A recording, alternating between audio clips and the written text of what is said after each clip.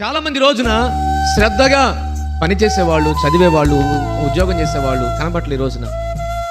లావాదేవీలు, దీనివల్ల మనకి ఎంత లాభం, దీనివల్ల ఎంత ప్రయోజనం, ఇది ఆలోచన చేస్తూ మన స్థాయిని అక్కడే ఆపుకుంటున్నాం. నీవు శ్రద్ధగా నువ్వు పనిచేస్తే, పనిచేసే నీ హృదయాన్ని ఎరిగిన దేవుడు నిన్ను ఆశీర్వదిస్తాడు. హల్లెలూయా.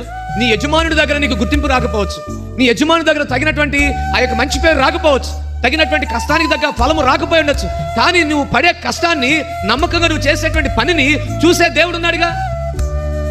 ఆయన హృదయాలు ఎరిగిన వాడు కదా. పనిని బట్టి కాదు, ఆయన హృదయాన్ని బట్టి ప్రతిఫలాన్ని ఇస్తాడు దేవుడు. హల్లెలూయా. అందుకనే కదా అందరికంటే ఈమె ఎక్కువ ఇచ్చింది అన్నాడు దేవుడు. ఎక్కువ ఇచ్చిందా ఆవిడ? అందరికంటే తక్కువే ఇచ్చింది. వాస్తవానికి వారందరూ తమ కలిగిన దానిలోంచి ఇచ్చారు. ఈ విధవరాలు మాత్రం తనకున్నదంతా ఇచ్చేసింది.